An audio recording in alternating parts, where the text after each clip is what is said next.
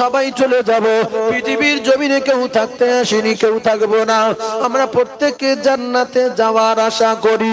জান্নাত তো আপনার মা, আর জান্নাত তো আপনার বাপ। কিছু ধনী লোকের ছেলেদের টাকা হলে এদের মাথা খারাপ হয়ে যায়, কি করি, এ মোটর বাইক পাল্টাতে হবে, এ শুট পাল্টাতে হবে, এ শার্ট পাল্টাতে হবে, এ জামা পাল্টাতে হবে। ও মুসলমানের ছেলেরা, জ্ঞানগম্যী যাদের ভালো আছে, একটা ভালো ছেলের কথা আলোচনা করি, ভালো করে বোঝার চেষ্টা করুন। বাদশা হারুন আর রশিদের ছেলে ছিল, এত নামাজি, এত আল্লাহওয়ালা, আর আল্লাহ পাকের কোরআনের হাফেজ ছিল। তার মাথায় সব সময় ছেঁড়া লুঙ্গি জড়ানো থাকতো, পরনে সব সময় ছেঁড়া লুঙ্গি জড়ানো থাকতো। ও যুবকেরা, জওয়ানেরা, এমত অবস্থায় জানাজা যখন দেখতে পেত, দৌড়ে দৌড়ে গিয়ে জানাজা ঘাড়ে করে নিয়ে কাঁদতে কাঁদতে যেত। দাফন হয়ে যাবার পরে কবরের কাছে গিয়ে হাত তুলে অঝর নয়নে কাঁদা কাটা করতো, অঝর নয়নে কাঁদতো, আল্লাহ আমি একদিন লাশ হয়ে যাব, আমি একদিন কবরবাসীদের মতো হয়ে যাব। কোরআন শরীফ তেলাওয়াত করে অঝর নয়নে কাঁদে,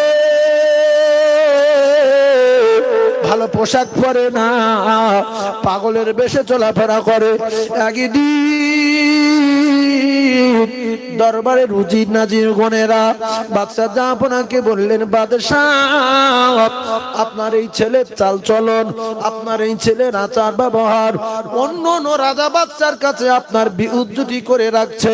কারণ আপনার এই ছেলে যদি আপনার সামনে যায়, দরবারে যায়, আর রাজা বাদশা যখন এসে হাজির হবে, আপনি এই ছেলে বলে পরিচয় দেবেন কি করে? রাজার ছেলে মোস্তানি দেখাবে, কেরামত দেখাবে, এইরকম করলে হয়? বাদশার মাথায় লেগেছে।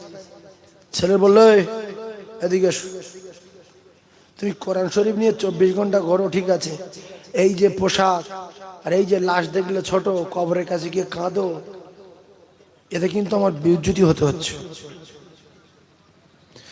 কিতাবে লেখা আছে 16 বছর বয়সের যুবক কোরআনে হাফেজ বলেছিলেন, আব্বাজান আমার চালচলনে আপনার যদি বিউজ্জতি হতে হয়, এ কথা ঠিক কথা নয় আব্বু গো।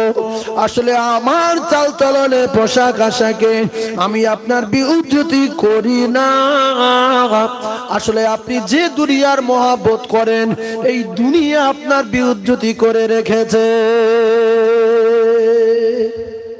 আমি কি করি? আমি কোরআন তেলাওয়াত করি, ভালো পোশাক পরি না, ছেঁড়া লুঙ্গি মাথায়, ছেঁড়া লুঙ্গি পরনে, কবরের কাছে গিয়ে কাঁদি।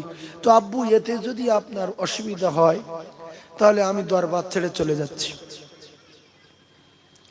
ভাইজান আমার বাবাদিরা, যারা যুবক আছো, যুবক মানুষের বাচ্চা মুসলমানের ঘরে জন্ম লিয়েছো, শুনে রেখে দাও, এমত অবস্থায় বাচ্চা ছেলে কোরআন শরীফ সঙ্গে নিয়ে, হাতে একটা বদনা নিয়ে, আর গর্ভধারিণী মায়ের কাছে গেলেন। মা, ও জননী মা, আমার আব্বা জানের আমার হতে বিউজ্জতি হতে হচ্ছে মা, তাই আমি নিয়ত করেছি আমি আর বগদাদের জমিনে থাকবো না।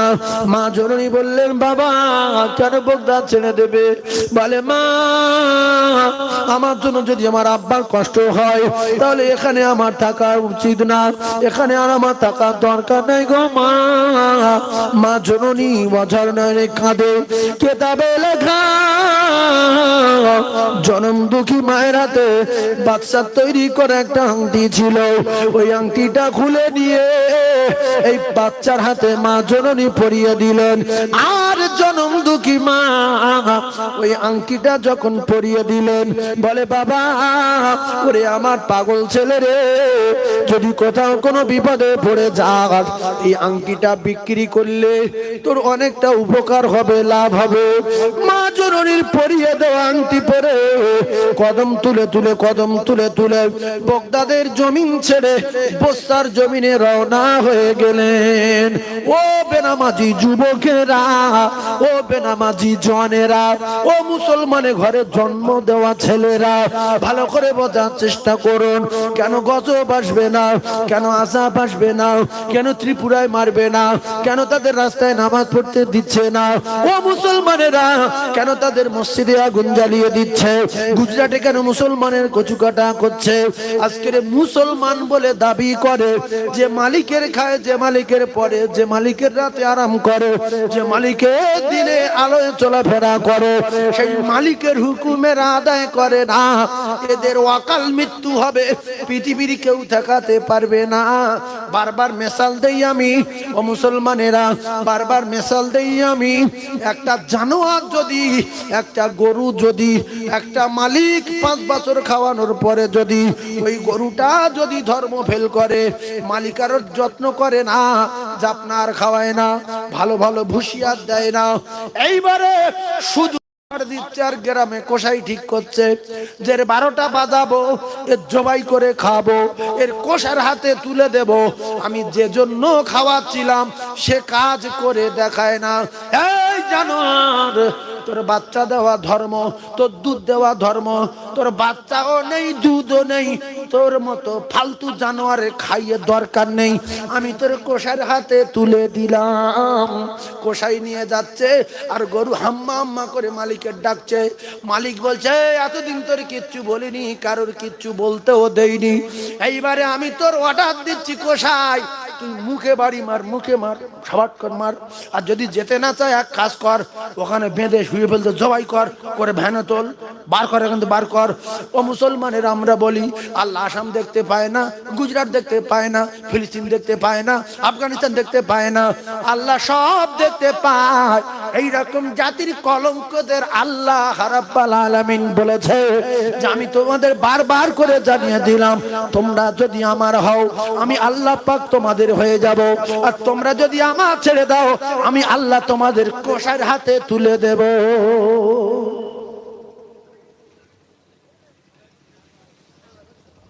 হারাম মাল খাচ্ছ, বাপের মাল। এই চাল কারুর বাপের না কারুর বোনার চাল? আল্লাহ বলছে একটা ধান বসালে আমি 100 ধান দেই। কামাসালি হাব্বাতিন আম্বাতা সাবা সানাবিলা ফি কুল্লি সুম্বুলাতিন মিয়াতু হাব্বা। আল্লাহ পাক বলছে চাল আমার। এই চাল কার? জোরে বলেন। ডিম কার? পুকুরে মাছ কার? দুধ কার? সবজি কার? বাপের মাল খাই। অক্সিজেন ফ্রি দিচ্ছে না টাকা নিচ্ছে? অক্সিজেন আল্লাহ ফ্রি দিচ্ছে না টাকা নিচ্ছে? বাপের নিয়ে হসপিটালে যাও, 2 ঘন্টা রাখো, 4000 টাকা অক্সিজেন ভাড়া নেবে। তো আল্লাহ বলছে তোর বাপের, তোর মা, তোর 14 পুরুষের, তোর 45টা ছেলে মেয়ে সব ফাউ অক্সিজেন দিচ্ছি, আমার একটাই চাহিদা, আমি যখন ডাকবো সোজা আমার বাড়ি চলে আসবি, এসে আরো কি নিবি আমার কাছে বলবি। আর যদি আমার বাড়ি না আসিস, এরম ফাউ খেয়ে খেয়ে বেড়াস, আমি আল্লাহ নিয়ামতের স্বাদ তুলে নেবো। গরুটার অনেক রকম জাপনা দিত, খড় দিত, কিন্তু যখন ধর্ম ফেল করছে, ধর্ম আদায় করছে না, পালন করছে না, তখন মালিক গমের ভুসি বন্ধ করে দিয়েছে, ভুট্টার ভুসি বন্ধ করে দিয়েছে, যে ফাউ খেয়ে কি হবে। আগে ভাত দিতে 1 বাসন করে, ভাত দেওয়া বন্ধ করে দিয়েছে, দিয়ে শুধু কষাই খুঁজছে। তো আল্লাহ পাক আমাদের নিয়ামতের স্বাদ তুলে নিয়েছে।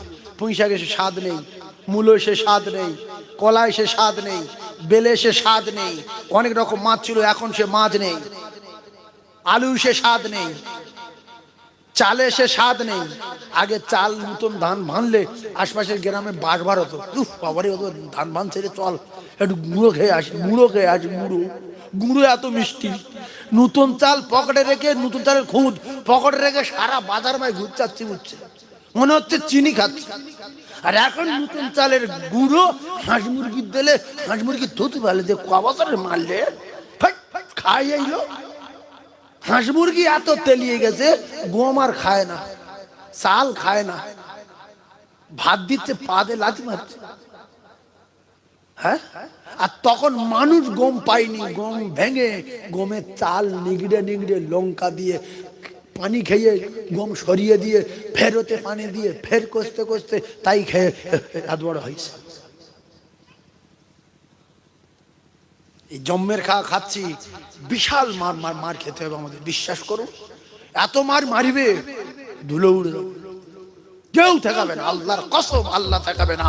আল্লাহ বলেছে বান্দা তোদের বারবার করে বলছি, ওয়ালা তাহিনু ওয়ালা তাহজানু ওয়া আনতুমুল আলাউনা ইন কুনতুম মুমিনিন।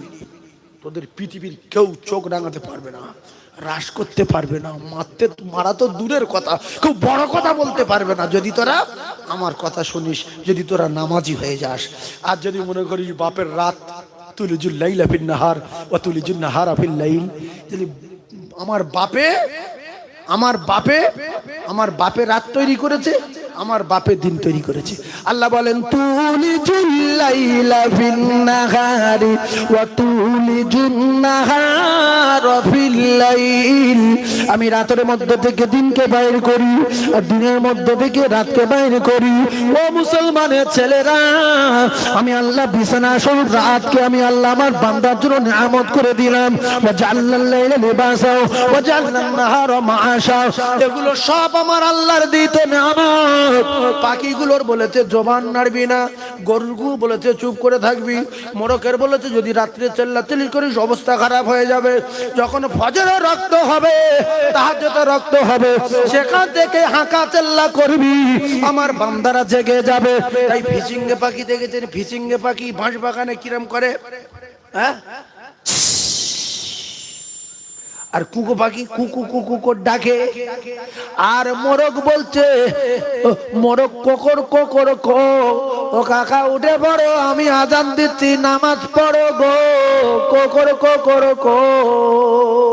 আর দুটো একটা জাতির কলঙ্ক আছে, বলে মোরগ বিরাট বিরক্ত করে, বিক্রি করে দে, তোমার জন্মের ঘুম ঘুম পড়িয়ে দেবে, কবরে আর বিরক্ত করবে না, সেখানে আর কেউ তোমার ডাকবে না, সাপে দংশন করলে কেউ দেখতে যাবে না, মাটি চাপ দিলে কেউ দেখতে যাবে না, কবরে আগুন জ্বলে কেউ কোনো কথা বলবে না।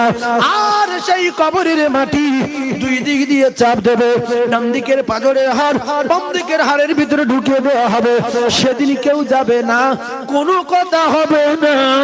তাই যদি মনে করেন পাকা বাড়ি তৈরি করেছি, প্যারিস পুট্টি করেছি, সুন্দর একটা ফুটফুটে বাচ্চাও আমার হয়েছে, আমি এদের নিয়ে আর আমার চাঁদের মতো স্ত্রীটা নিয়ে আরো কিছুদিন দুনিয়ায় সুখে শান্তি বসবাস করতে চাই, তাহলে আল্লাহর কসম খেয়ে বলছি, নামাজ ছাড়া এ দুনিয়া সুখে শান্তি বসবাস করার কোনো কায়দা নাই। যদি বাঁচবো বলেন নামাজ পড়া ধরেন, আর যে বলি অকাল মৃত্যু চাই, যেভাবে ঘুরছেন এইভাবে চলেন, অকাল মৃত্যু হয়ে যাবে খুব তাড়াতাড়ি।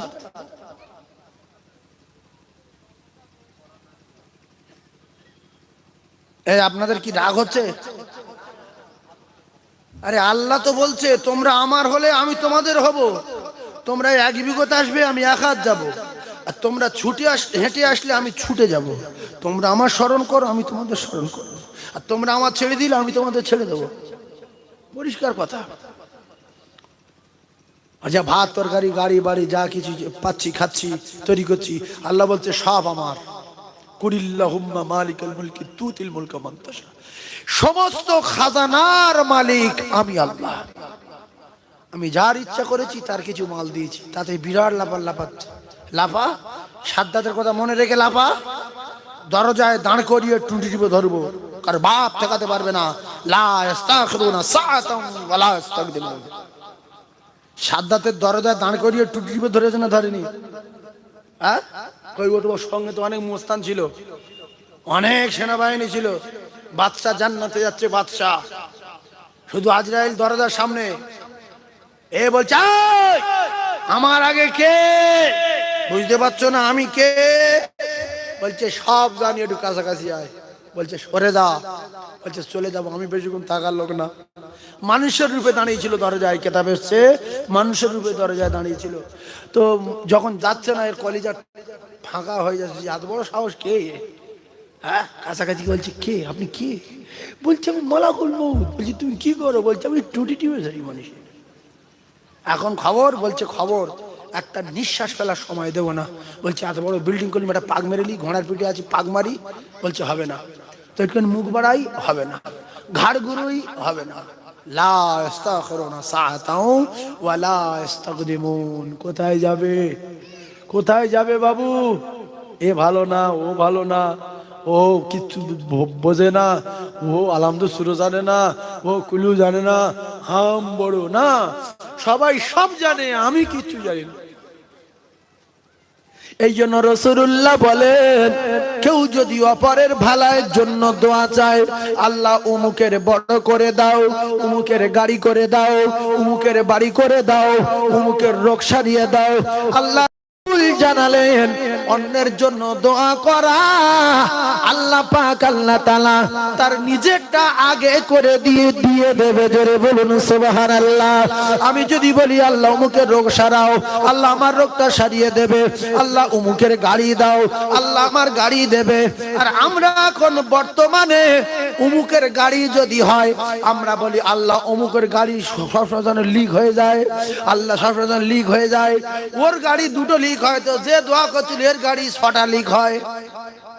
আল্লাহ অমুকের দোকানটা যেন ভেঙে পুকুরে পড়ে যায়, আল্লাহ আমি 500 বাদশা দেবো। অমুকের দোকান বা দোয়া করছে এর ঘর পিছনে টাইমিং সহ উল্টে পুকুরে পড়ে যাবে। আর যদি বলে আল্লাহ অমুকের দোকানটা যেন আরেকতলা হয়, রসুল বলছে তোমার বাড়িটা 2তলা হবে। হিংসা করে লাভ কি? এই হিংসা করে কোনো লাভ আছে? আল্লাহ বলছে তো আমি দেই, সম্মান আমি দেই, অত ইজ্জুমান তাশা, ইজ্জত আমি দেই। আর ইজ্জত পাওয়ার পরে সে যখন খুব বাহাদুরি করে অত জিল্লুমান তাশা, অপমান আমি করি। আমরা মানুষ নামের ঘুড়ি, বিরাট ওড়া উড়ি রে উড়ি উড়ি, কিন্তু লাটাই আমার আল্লাহর হাতে আছে না নাই? আছে কি? ও মুসলমানের ছেলেরা, ও জ্ঞানী ভাইরা, খুব ভালো করে বোঝে, যখন দুনিয়ার কোন যুবক ঘুড়ি তোলে ও যুবকের জ্ঞান গম্যি ভালো, ও জানে ঘুড়ি যখন আসমানের দিকে যায় যাবার সময় শুধু এইরকম করে যায়, বলতে জীবনে কোনোদিন আসবো না। মালিক বলছে, ঘুড়ির মালিক বলছে তুই যা, লাটাই আমার হাতে, অত মস্তানি দেখানো ভালো না। এইরকম করে করে চলে যাচ্ছে, আসছি না, আসবো না, আসছি না, আসবো না। মালিক বলছে তুই সুতো ছাড়ছি, ছাড়বো, কত দূর যেতে পারি চলে যা। 3500 হাত সুতো দিয়ে উপরে দাঁড়িয়ে গিয়ে টিকটিকে হয়ে গিয়ে মস্তানি বন্ধ করে না, হালকা মাথা নাড়া দিচ্ছে আর বলছে অত সহজ না, সহজ না, সহজ না। এইবারে কিছুক্ষণ পরে মালিক দৃশ্য দেখে আর উরতের কাপড়টা তুলে যখন লাটাইটা নিয়ে এইরকম টান মেরেছে, ও তখন বলছে যাচ্ছি যাচ্ছি যাচ্ছি যাচ্ছি। ওর বাপ আর দাঁড়িয়ে থাকতে পারবে না। আল্লাহর কসম, টাকাওয়ালা, পয়সাওয়ালা, করোড়পতি, রাষ্ট্রপতি, যত টাকার মালিক হন না কেন, মৃত্যুর ভয়ে সীসা গলিয়ে, পাথর গলিয়ে, এমনি করে লোহা গলিয়ে আর বিরাট বড় 150 হাত মোটা কাঁচের ঘর যদি তৈরি করেন, আইনামা তাকুনু ইদরিকুমুল মাউত ওয়ালাউ কুনতুম ফি বুরুজিম মুশাইয়াদা, আল্লাহ বলতে সেখানে মালাকুল মাউত চলে যাবে, এক জাররা পরিমাণ অসুবিধা হবে না, হবে না, হবে না। আমরা মানুষ নামের ঘুড়ি, বিরাট ওড়া উড়ি, লাটাই আল্লাহর হাতে আছে না নাই? তবে খুব বিয়ারা ঘুড়ি, যেগুলো বিয়ারা ঘুড়ি, কোনো দিকে টাল আছে, কোনো দিকে বেঁকা আছে, বিয়ারা ঘুড়ি। এই বিয়ারা ঘুড়ি যখন ওড়ে মালিক কিন্তু তিক্ত বিরক্ত হয়ে যায়। ও মাঝে মাঝে খুব জোরে গো মারে, এ ভাবছে খুব বিয়ারে তাল গাছে পড়ে না, কারেন্টে তারের পাতে বেশ তাল বিতাল করছে, তো বলে যখন গো মারে মালিক তখন নল দেয়, দেয় না, দেয় না, নল দে যখন দেখতে হয় না, লাস্টে বলছে তুই বিরাট গো মারছি, তোর দ্বারা আর হবে না, এর ওয়াকাল মৃত্যু দেই। তাল গাছে বেঁধে গেছে, সুতোর চিন্তা করিনি, ঘুড়ির চিন্তা করিনি, এ ওজন টান মেরেছে, দে ওর ফেড়ে দে, ছিঁড়ে দে, মেরে দে, কারেন্টে পুড়ে যাক, ছেড়ে দে। ভালো যদি ঘুড়ি হয় সুস্থ ভাবে নামিয়ে নেয়, ওই ঘুড়িটার যত্ন করে। ভালো ঘুড়ি ছিঁড়ে গেলে কষ্ট পায়, ফেটে গেলে দুঃখ পায়, কেউ যদি ওড়াতে চায় উড়াতে দেয় না, বলছে ওই ঘুড়িটা নে। ও কলিজার টুকরারা, আমরা মানুষ নামের ঘুড়ি, দুনিয়ার জমিনে বিরাট ওড়া উড়ি, লাটাই আমার আল্লাহর হাতে আছে না নাই? যখন মনে করবে তখন টান মারবে, পৃথিবীর কেউ আটকাতে পারবে না, পারবে না, পারবে না। তাই আমি আপনাদের হাতে ধরে বলে যাই, পায়ে ধরে বলে যাই, ও কলিজার টুকরারা, কলিজার টুকরা সন্তান চলে গেল বাগদাদের জমিন ছেড়ে বসরার জঙ্গলে গিয়ে একটা তেমাতানি রাস্তার উপরে বসেছে। তেমাতানি রাস্তার উপরে বসে আল্লাহ পাকের কোরআন তেলাওয়াত করে। ওই যুবক 16 বছর বয়সের ছেলে আল্লাহ পাকের কোরআন তেলাওয়াত করে, অঝর নয়নে কাঁদে। আর গ্রামের ছেলেরা দেখে ঢিল ছুঁড়ে মারে, কেউ ধাক্কা মারে, ওই বাচ্চা শুধু কাঁদে, গালাগালি দেয় না, বড় কথা বলে না, কারুর দিকে তাকিয়ে ঢিল ছোড়ে না, কারুর বড় কথা বলে না। ওই বাচ্চা হারুন আর রশিদের ছেলে 16 বছর বয়সের কোরআনের হাফেজ ছেলে। এমতো অবস্থায় এলাকার ছেলেরা বলছে আর বহু পাগল দেখেছি, এ নতুন পাগল তো ভীষণ ভালো পাগল, কারু গালাগালি দেয় না, কারুর মারে না, কারুর বড় কথা বলে না, এ পাগল বিরাট ভালো পাগল। ওই দেশের আল্লাহর ওলি, কিতাবে লেখা আছে বাগদাদের বসরার বিখ্যাত আল্লাহর ওলি নাম তার আবু আমের বসরি রহমাতুল্লাহ আলাইহি। আবু আমের বসরি রহমাতুল্লাহ আলাইহি পাকা ঘরে মেরামত করব বলে রাজমিস্ত্রির খোঁজে বাইরে হলো। হঠাৎ দেখতে পাওয়া যায় রাস্তার উপরে এক পাগল নিয়ে খেলা করছে ছেলেরা, ঢিল ছুঁড়ে মারে, কিন্তু পাগলটা শুধু কাঁদে। পাগলটা ভালো পাগল দেখলে দেখা গেল ভালো পাগল মানে পাগল কোরআন শরীফ পড়া পাগল, ভালো পাগল। ওই পাগলের বললেন, হযরতে আবু আমের বসরি বাবা, তুমি কি রাজমিস্ত্রি কাজ করতে পারবে? ওই সময় বাচ্চা ছেলে বলেছিল, হুজুর গো, আমি রাজমিস্ত্রি কাজ করতে পারবো, তবে আমার শর্ত আছে, নামাজের সময় ছুটি দিতে হবে নাম্বার 1। 2 নাম্বার শর্ত হলো আমি 1 টাকার বেশি মজুরি নেব না। 3 নাম্বার শর্ত হলো আমি সপ্তাহে একদিন কাজ করব, দিনটা হলো শনিবার।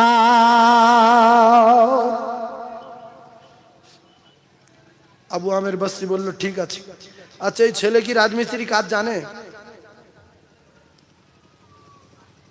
এই কথা বলতে দেরি হচ্ছে, এই রাজমিস্ত্রি কাজ জানে? এ তো বাদশা হারুন আর রশিদের ছেলে, বয়স 16 বছর, তাতে কোরআনের হাফেজ, ও রাজমিস্ত্রি কাজ জানে কি?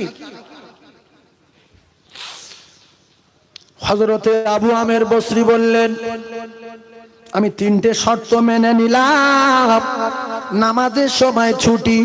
ও যুবকেরা রে, আমরা যারা রাজমিস্ত্রি কাজ করি, মাটি কাটা কাজ করি, মুসলমান ঘরে জন্ম নিয়ে এই কথা কজন বলি? যে কাজের জন্য বলে তার কি বলি, বাবু কাজ করতে যেতে পারি, নামাজের সময় ছুটি দিতে হবে, একথা বলবে না, বরং একথা বলবে যে কাজ করতে যেতে পারি, 3 বান্ডিল বিড়ি দিতে হবে।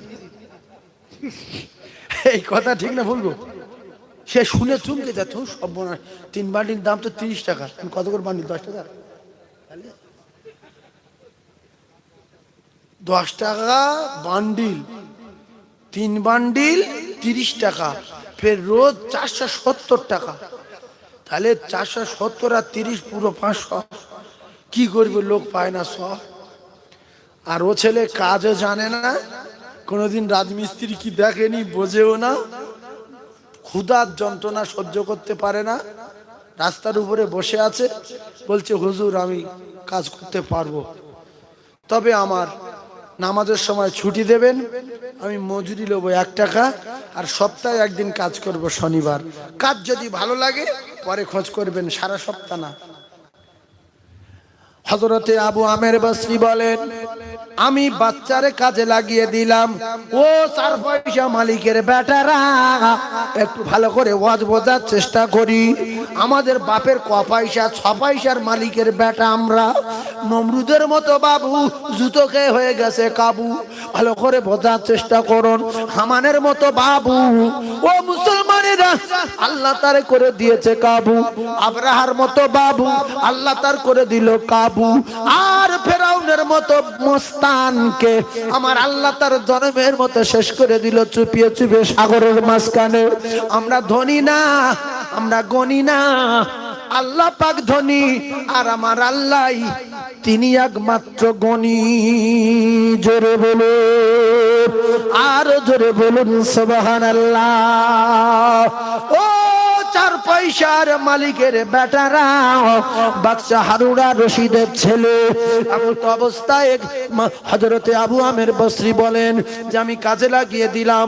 সন্ধ্যাবেলা এসে দেখতে পাই একজন বাচ্চা ছেলে 10 জন মিস্ত্রির কাজ করেছে। বলুন সুবহানাল্লাহ। খুশি হয়ে 2 টাকা দিচ্ছিলেন। বাচ্চা বললেন হুজুর এই 2 টাকা নিলে 1 টাকা বেশি হয়ে যাবে, 1 টাকা 1 সপ্তাহ খরচ করবো, 1 টাকা কি করব, আপনি 1 টাকা দেন, আমি 2 টাকা নেবো না। তা বললে বাবু যদি 2 টাকা না লাও তো 1 সপ্তাহ কাজ বন্ধ রাখবো আমি। যদি একটা ছেলে 10টা মিস্ত্রির কাজ যদি হয়ে যায় তো ফালতু অন্য মিস্ত্রি নিয়ে লাভ নেই। আপনার রোজে কম কাজে 10 ডবল কাজ। 1 সপ্তাহ পরে গিয়ে দেখতে পায় ও জায়গায় বসে আছে, ছেলেরা ঢিল মারে, অত্যাচার করে, কোরআন পড়ে, কাঁদে। আহারে হযরতে আবু আমের বসরি বললেন বাবা আবারও কাজ করতে হবে। বলছে হুজুর শর্ত 3টি, নামাজের সময় ছুটি, আর 1 টাকার বেশি লব না, সপ্তাহে 1 দিন কাজ করব, দিনটা হলো শনিবার। শর্ত মেনে নিয়ে 2য় সপ্তাহে কাজে লাগিয়ে দিলেন। হযরতে আবু আমের বসরি বলেন আমি অবাক ছিলাম, প্রথম সপ্তাহের কাজে একটা বাচ্চা ছেলে 10 জন লোকের কাজ করে কি করে। আমি লুকিয়ে লুকিয়ে কাজের তরিকা দেখতে লাগলাম। আমি আবু আমের বসরি অবাক হয়ে গেলাম। সিমেন্ট বালি নিয়ে দেয়ালের মাথায় ছড়িয়ে দিয়ে আর ইটগুলো আল্লাহর কুদরতে আপনি আপনি উড়ে উড়ে উড়ে উড়ে উঠে দেয়ালের মাথায় সব জোড়া লেগে যায়। জোরে বলুন, আরো জোরে বলুন সুবহানাল্লাহ। হযরতে আবু আমের বসরি বসরার বিখ্যাত আল্লাহর ওলি বললেন যে আমি বুঝে নিয়েছি আমার বাড়ি রাজমিস্ত্রি না, আল্লাহর একজন বিখ্যাত আল্লাহর ওলি। নাইলে ইট কি করে কথা শুনে আপনি আপনি উড়ে উঠে দেয়ালের মাথায় জোড়া লেগে যায়। আমি প্রথম সপ্তাহে অবাক ছিলাম, একজন বাচ্চা ছেলে 10টা মিস্ত্রি কাজ করলো কি করে। যখন ইট উড়ে যাচ্ছে আবু আমের বসরির কলিজা ফানা হয়ে যাচ্ছে যে কত বড় আল্লাহর ওলি আমার বাড়ি এসে গেছে। প্রকাশ করেনি আবু আমের বসরি। 3 টাকা দিতে চাইলেন সন্ধ্যাবেলা। বলছে হুজুর গত সপ্তাহে 2 টাকা দিচ্ছিলেন, নিলাম না, এ সপ্তাহে আবার 3 টাকা দিচ্ছেন, আমি নেব না।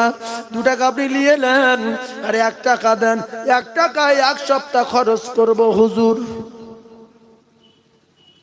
হুজুর ভাবলো আমি পরে খুব কায়দা করে ধরে কিছু মাল মিডিয়াম নিয়ে নেবো, মুরিদ হয়ে যাব, বয়াত হয়ে যাব, বিশাল জিনিস দেখেছি আমি। ভাই কার কথা মতো যদি ইট ওড়ে তার পাওয়ার আছে না নাই? আর বাচ্চা ছেলে কোরআনে হাফেজ, আল্লাহর জিন্দা ওলি। তারপরের সপ্তাহে আবু আমের বসরি রাজমিস্ত্রি কাজের জন্য খুঁজতে গেলেন। দেখতে সেখানে আর নাই। এলাকার যুবকদের বলছে, বাচ্চাদের বলছে বাবারা বাবারা বাবারা তোমাদের এই রাস্তার উপরে যে পাগল বসে থাকতো কোরআন শরীফ পড়া পাগল, বলে হ্যাঁ। বলছে হুজুর একটা নতুন পাগল এসে যায় কয়েক সপ্তাহ, সে রাস্তায় বসে কোরআন তেলাওয়াত করতো। রাতের বেলা ওইভাবে রাতে কষ্ট পেত, দিনের বেলা ওইভাবে ওখানে বসে থাকতো। ওই পাগলটা এত ভালো পাগল, আমরা ঢিল মারতাম, আমরা ধাক্কা মারতাম, কোনোদিন গালি দিত না, কোনোদিন বড় কথা বলতো না, শুধু কাঁদতো। হুজুর গো প্রায় 2 সপ্তাহ মতো এখানে ছিল। আবু আমের তো জানে হ্যাঁ 2 সপ্তাহ ছিল। বলছে তারপরে বলছে আজকের কয়েকদিন ওই পাগল আর দেখতে পাই না। আবু আমের বসরি এলাকা তোড়ফোড় করে খোঁজার পরে নিরুপায় হয়ে চিন্তায় যার যার বাড়ির দিকে রওনা দেবেন, হঠাৎ করে দেখতে পায় বসরার জঙ্গল থেকে একটা বাচ্চা ছেলে হেঁটে হেঁটে আসছে। আবু আমের বসরি বললেন বাবা ও বাচ্চা ছেলে শোনো বাপ, তোমাদের পাড়ায় যে পাগলটা থাকতো, বলছে হুজুর সেই কোরআন পড়া পাগল? বলে হ্যাঁ। বলছে হুজুর জঙ্গলে পড়ে আছে, আমি দেখে এসেছি। বলছি কোথায়? বলছে এই জঙ্গলের মাঝখানে। বলছে কি ব্যাপার, কি করছে? বলছে হুজুর একটা ইটের টুকরা মাথায় আছে আর অঝর নয়নে কাঁদে জঙ্গলের মাঝখানে পড়ে। আবু আমের বসরি বললেন বাবা আমি তোমার কিছু টাকা দেব, তুমি আমার বাচ্চাটারে দেখিয়ে দাও। ওই বাচ্চা ছেলে আবু আমেরকে সঙ্গে নিয়ে বস্তার জঙ্গলের মাঝখানে নিয়ে গেলেন। আর বস্তার জঙ্গলের মাঝখানে নিয়ে যাওয়ার পরে আবু আমের বসরি দেখতে পায় ওই বাচ্চা ছেলে মাথায় ছোট্ট একটা ইটের টুকরা, ওই ইটের টুকরা মাথায় দিয়ে ঝরঝর করে কাঁদে। আবু আমের বসরি সালাম দিলেন, উত্তর দিলেন না। আবার সালাম দিলেন, উত্তর দিলেন না। তৃতীয়বার সালাম দিলেন। এইবারে আবু আমের বসরি ওই আল্লাহর ওলি সালামের জবাব দিয়ে চোখ মিলে তাকালেন একবার, চিনতে পারলেন আবু আমের বসরিকে। আবু আমের বসরি বলছে বাবু তোমার মাথায় ইটের টুকরা, এই জঙ্গলের মাঝখানে একা পড়ে আছো বাবু, তোমার নরম মাথাটা আমার উরতের উপরে রাখো। ওই সময় বাচ্চা বলেছিলেন হুজুর আমার মাথায় ইট সরাবেন না, আমি আর দুনিয়ার জমিনে থাকবো না, আমি এই মুহূর্তে বিদায় নিয়ে চলে যাব। হুজুর গো আমি ইটের টুকরা সরাবেন না, আমার মাথায় ইটের টুকরা আছে থাক।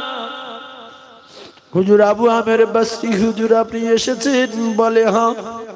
আবু আমের বসরি বাচ্চার কান্না দেখে অঝর নয়নে কাঁদে। কত বড় আল্লাহর ওলি আবু আমের বসরি দেখে ফেলেছিল। আবু আমের বসরি বলেন ওরে আমার সোনার মানিগিরে, এই বস্তার জঙ্গলে কেহ নাই, তোমার মাথা আমার উরতে রাখো। বলে হুজুর না, আমার মাথায় ইট সরাবেন। হুজুর আমার কয়েকটা কথা আছে হুজুর, আমি আমানত দেব আপনার কাছে, আপনি কি আমার কথা মতো কাজ করবেন? বলছে বাবা নিশ্চয়ই করব। বাবা বলো। বলছে হুজুর গো এই বস্তার জঙ্গলে কেহ নাই, আমার কি কাফন হবে না? আমার কি দাফন হবে না? আমার কি মাটি হবে না? হুজুর আবু আমের আমি এই মুহূর্তে বিদায় নেব, আপনি কথা দেন আমার ইন্তেকালের পরে আমার মাথায় ছেঁড়া লুঙ্গি জড়ানো, আমার পরনে ছেঁড়া লুঙ্গি দিয়ে আপনি আমার কাফনটা করে দেবেন। হুজুর আবু আমের গো আপনি কথা দেন, আপনি আমার গোসল দেবেন, আপনি আমার কাফন পরাবেন। আবু আমের বসরি বললেন বাবা আমি যদি নতুন কাফনের ব্যবস্থা করি। বাচ্চা ছেলে বলেছিলেন হুজুর কাফন নতুন হোক আর পুরাতন হোক পচে গলে যাবে। আল্লাহুম্মা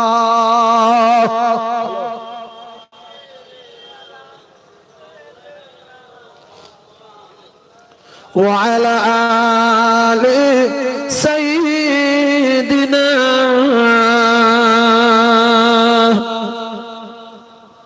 হুজুর গো নতুন হোক আর পুরাতন হোক পচে গলে যাবে, আমার মাথায় ছেঁড়া লুঙ্গি আর পরনার ছেঁড়া লুঙ্গি দিয়ে হুজুর আমার কাফন দাফন করে দেবে।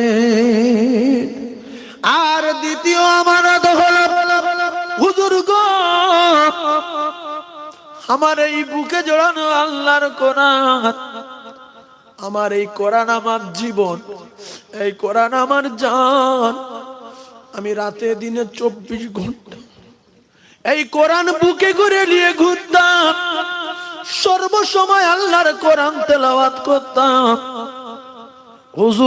হুজুর এই আল্লাহর কালাম আমি আপনার হাতে তুলে দিলাম। হুজুর গো আর আমার এই হাতে মণিমুক্তার আংটি, এই আমার মণিমুক্তার আংটিটা আমি আপনার হাতে খুলে দিলাম। ও হুজুর আবু আমের, এই মণিমুক্তার আংটি আপনার হাতে খুলে দিলাম। এই কোরআন শরীফের আংটি নিয়ে আমার দাফন কাফনের পরে একটু বগদাদের বাদশাহ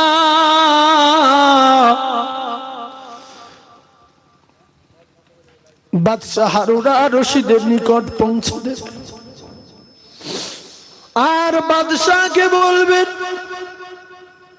ও বাদশাহ, 16 বছর বয়সের বাচ্চা ছেলে,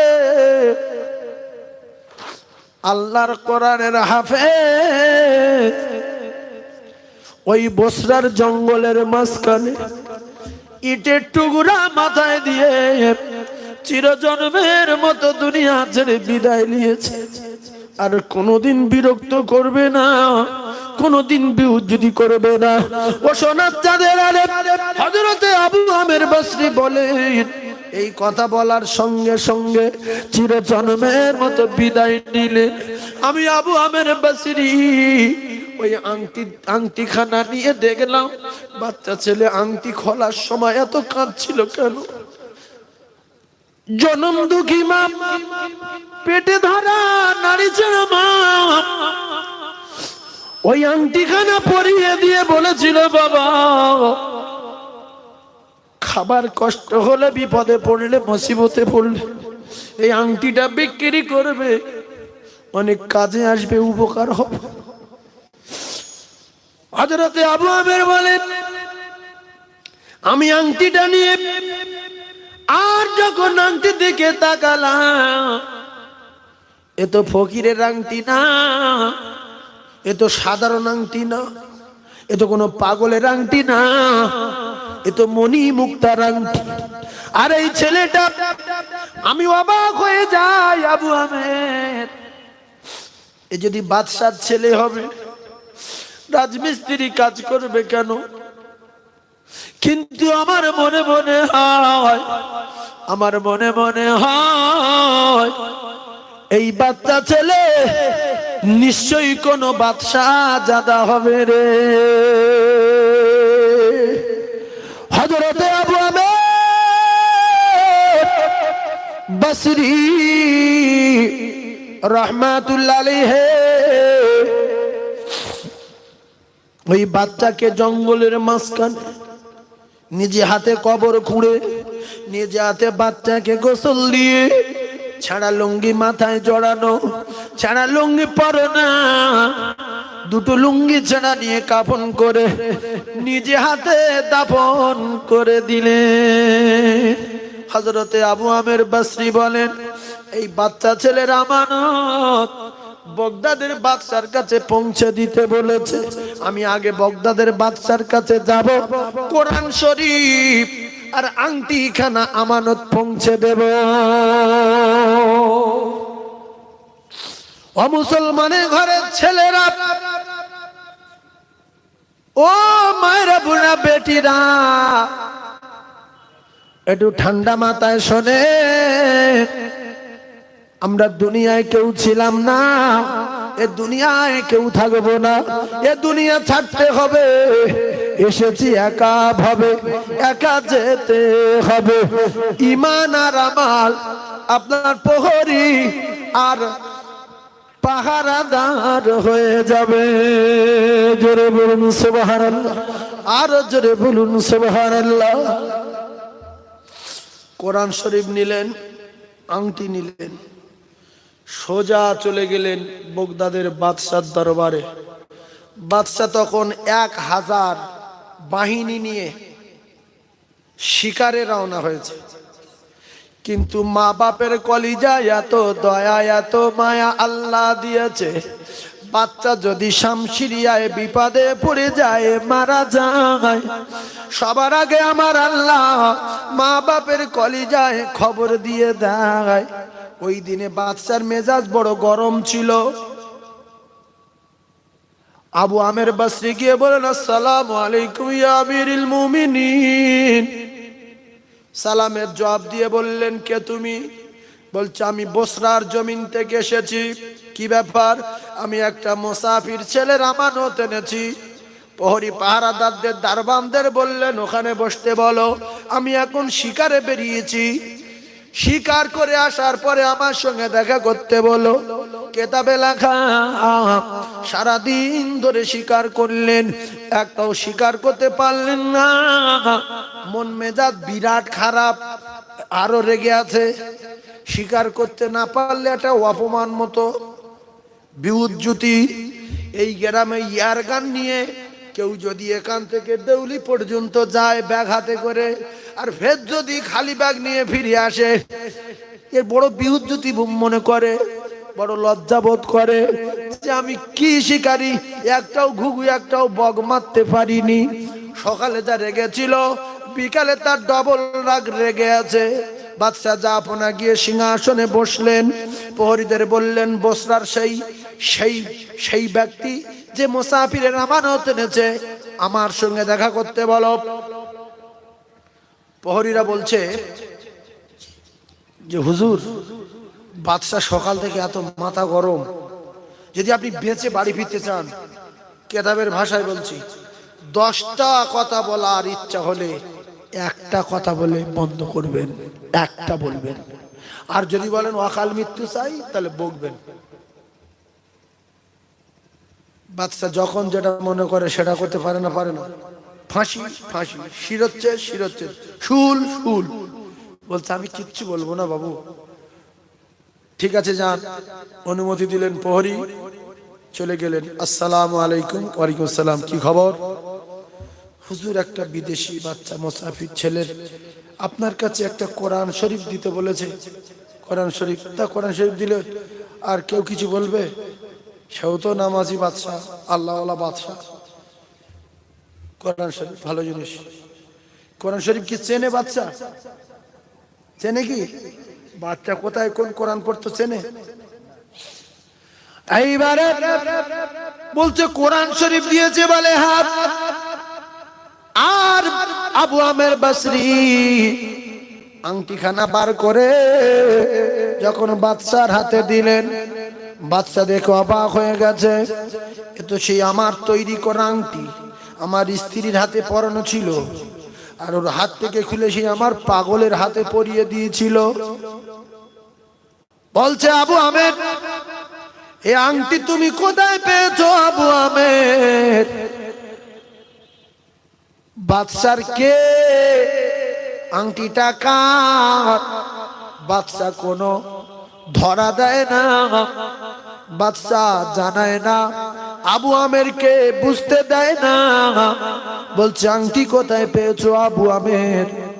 বলছে, হুজুর, একটা বিদেশি মুসাফির ছেলে, আল্লাহর কোরআনের হাফেজ ছেলের আংটি। বলছে, এই হাফেজ ছেলেটা কোথায়? বলতে, হুজুর, আমাদের গ্রামে থাকতো। বলছে, কি করতো? কোথায় থাকতো? বলছে, রাস্তার উপরে বসে থাকতো, আর আল্লাহর কোরআন তেলাওয়াত করতো, আর রাজমিস্ত্রি কাজ করতো। এখনো বাদশা চুপচাপ রয়েছে। বলছে, তারপর? বলছে, বাদশা জাফনা ওই বাচ্চা ছেলে কয়েক সপ্তাহের ভিতরে ওই বাচ্চা ছেলে হঠাৎ করে আর বস্তার গ্রামে পাওয়া যায় না। ওই বাচ্চা ছেলের তালাশ করতে আমি বাইরে হলাম, গিয়ে দেখলাম বস্তার জঙ্গলের মাঝখানে একটা ইটের টুকরা মাথায় দিয়ে বছর নয়নে কাঁদে। বাদশা বলছে, ইট মাথায় দিয়ে? বলে, হ্যাঁ। তারপরে এখন বাচ্চা কোথায়? আবু আমের বলেন, হুজুর, বাচ্চা তো আর বেঁচে নাই। বাচ্চা যদি বেঁচে থাকতো হুজুর, কোরআন শরীফ কি আমায় দিত? আংটি কি আমায় দিত ওই বাচ্চা ছেলে বস্তার জঙ্গলে চিরজন্মের মতো ইটের টুকরা মাথায় দিয়ে চিরজন্মের মতো বিদায় নিয়েছে হুজুর গো।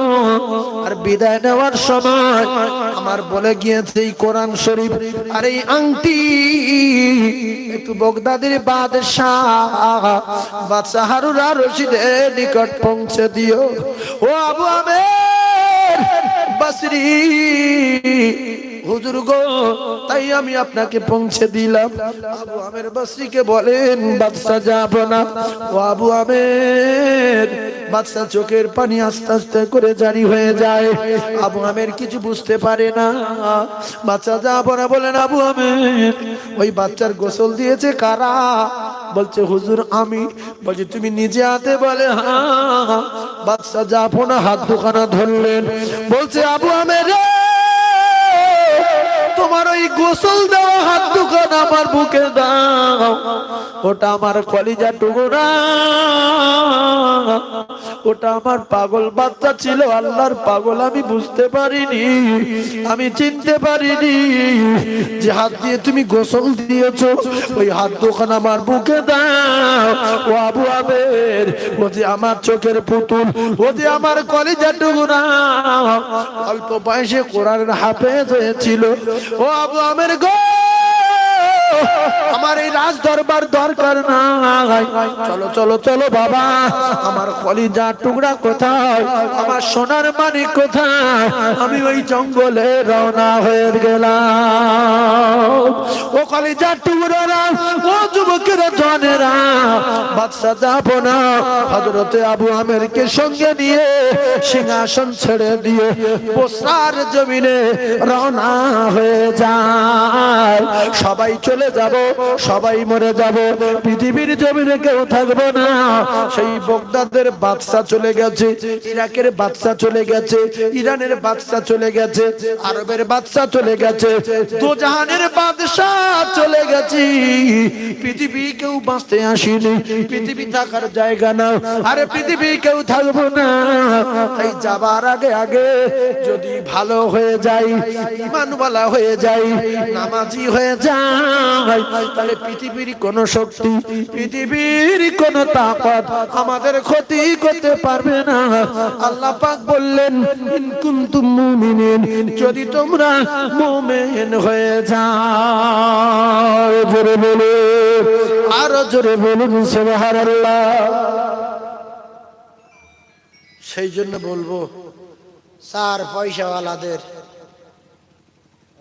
ছেলেরা,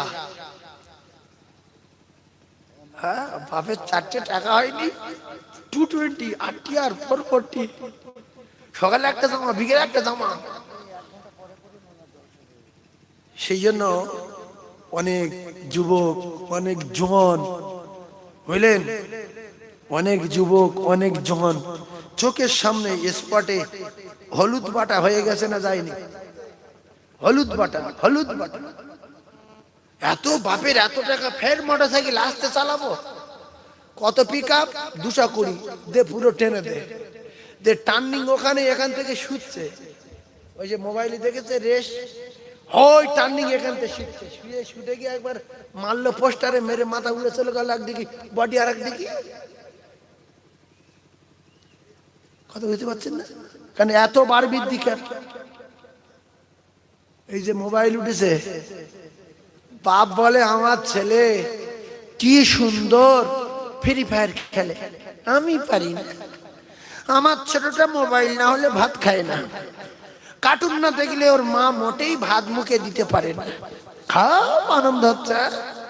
এই নিজে চোখে দেখা 3 বছর 3.5 বছরের বাচ্চা মোবাইল দেখে দেখে চোখ দাঁড়িয়ে গেছে, দাঁড়িয়ে গেছে, চোখের উপরের পাতা পড়ে না, নিচের পাতা ওঠে না, এইভাবে চোখ দাঁড়িয়ে আছে, কোনো ডাক্তারে নামাতে পারে না। নাম্বার 1। দ্বিতীয় নাম্বার হলো ফ্রি ফায়ার খেলে আমার চোখের সামনে শত শত ছেলে পাগল হয়ে কঙ্কাল হয়ে গেছে। এ তো বিয়ে শাদী তো করতে পারবে না, বুঝলেন?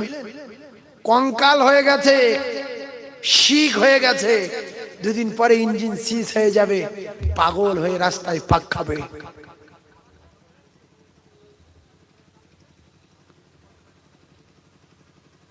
এত ব্রেন বুদ্ধি কম, এত কাঁচা। আসলে অজ্ঞ হলে যা হয় তাই। ভালো ভালো শিক্ষিত ছেলে যারা, ভালো বংশের ছেলে যারা, জাতির ছেলে যারা, এরা ওই ফ্রি ফায়ার জীবনে লোড করে না, খেলে না। আর এরা আবার মেয়েদের সঙ্গে লাইন দিচ্ছে, মেয়েদের সঙ্গে।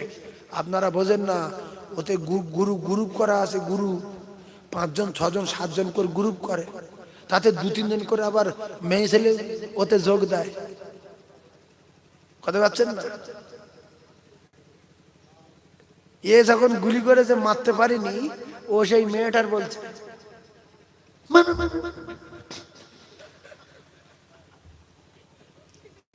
কথা বুঝতে পারছেন না? আন্দাজে আপনার বুক শুকিয়ে যাবে। আপনি যদি রাত্রে রাস্তায় চলেন তো একা, আপনি পাগল হয়ে যান ভয়তে, সাইকেল ফেলে বুকের দিতে হবে। তার ওরা 2 জন বসে আছে গাছের গোড়ায়, আর ওর সঙ্গে আরো 6 জন গ্রুপে জুড়ে আছে। ব্যাপারটা আপনার খেলার ব্যাপারটা বোঝেন না। এখন এ যখন একটা ফায়ার করেছে, লাগলো না, ও সেই শিমুল দায় একজন ওর গ্রুপে জুড়ে আছে, মেয়ে হোক আর ছেলে হোক, ও তো বলছে ইস আল্লাহ। যখন মারবার বলে স্যার, আপনি ওই সময় পাশে খেয়ে ছিলেন, আপনি তো আচারকে সাইকেলে পড়বেন যে গুলি করে না, ইট মারে কি হবে, আমার মার বলতেছ কেন? এই যে সাধারণ মানুষ, এরা তো বোঝে না যে মারবার বলছে কেন। আমরা সারা রাত চলি না, আমরা বুঝি যে কি হচ্ছে রাস্তাঘাটে। মশা টোটাল বডিতে কালো হয়ে গেছে, কোনো খবর। পাগল হলে একটু গা ধাড়া মারে, এ গা ধাড়া মারে না, নড়েও না, ওই ভাই মোবাইল নিয়ে বসে আছে, শুধু টিপটে। ওই করতে করতে ব্রেন খারাপ হয়ে যাবে, নিজের পায়খানা নিজে খেয়ে মরবে। হ্যাঁ, আপনাদের এলাকায় কেউ খেলে কি? হ্যাঁ, ইস, আবার ওই ওই ওই যে যাদের মারছে না, ওদের পিঠে আবার কাবার ছবি দিয়েছে, যে গুলি করবি তো কাবায় কয়। কথা বুঝতে পারছেন না? ওর পিঠের তালে কাবার ছবি দেওয়া আছে, এরা তাতে গুলি করছে। মেয়ে ছেলেরাও ফ্রি ফায়ার খেলছে, বিশাল খেলছে, আপনারা জানেন না। ওই ঘরে তালা দে, বিশাল ফ্রি ফায়ার। বাপ বাপ যেমন মেয়েটা কঙ্কাল হয়ে যাচ্ছে কেন? এত খাওয়া দিচ্ছি, হ্যাঁ, ও কঙ্কাল হচ্ছে ফ্রি ফায়ার খেলে খেলে। সেজন্য আল্লাহ পাক আমাদেরকে এই অকাজ কুকাজ থেকে বাঁচিয়ে নেন। সকলে বলেন আমিন। সকলে জোরে বলেন আল্লাহুম্মা আমিন। আর একটু জোরে বলেন আল্লাহুম্মা আমিন। নারে তাকবীর। একবার জোরে জোরে দরুদ আল্লাহুম্মা।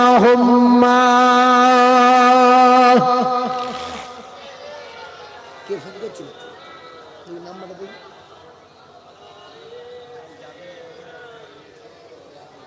কালকে রে? আচ্ছা ঠিক আছে, ও পরে কথা বলছি।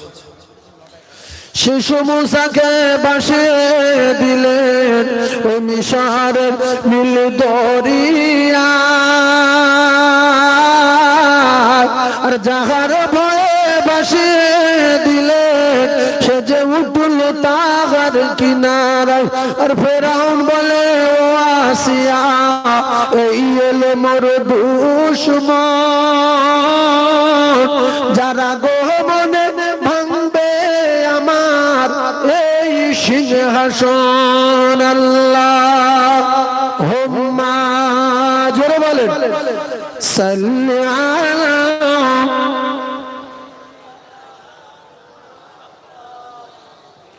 ওয়া আলা আলি সাইয়্যিদিনা।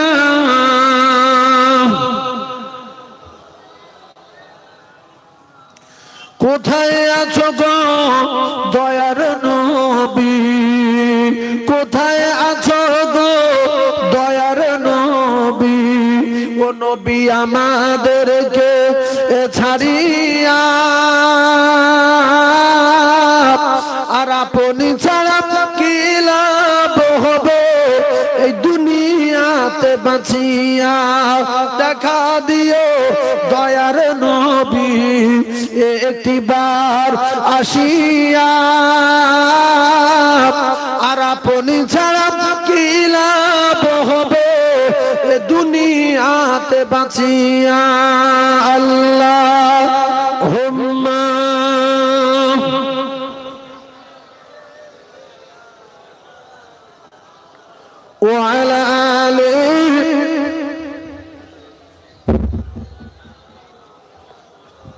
মাছ যদি হইতাম আমরা সবাই সাঁতার দিতাম ওই দরিয়া, আর পাখি যদি হইতাম আমরা সবাই উড়ে যেতাম মদিনায়। সেই নবীর দেশে যাবার আমাদের সবার আশা হয়, আর গরিব বলে ওগো খোদা মোদের যাওয়া নাহি হয়। মনে আমাদের বড় আশা আমরা সবাই যাব মদিনা, আর চুমা দেব হাজরে আসাদ মোদের নসিবে কি হবে না। আল্লাহুম্মা জোরে বলে